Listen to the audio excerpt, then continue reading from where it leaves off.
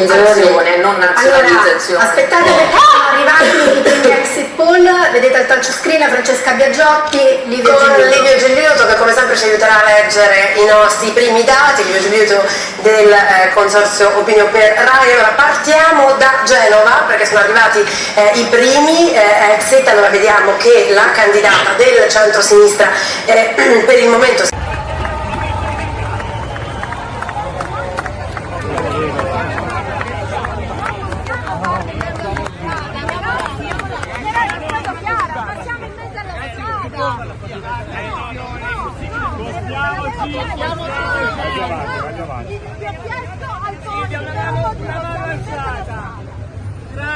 grande, grazie. Scusate il bambino.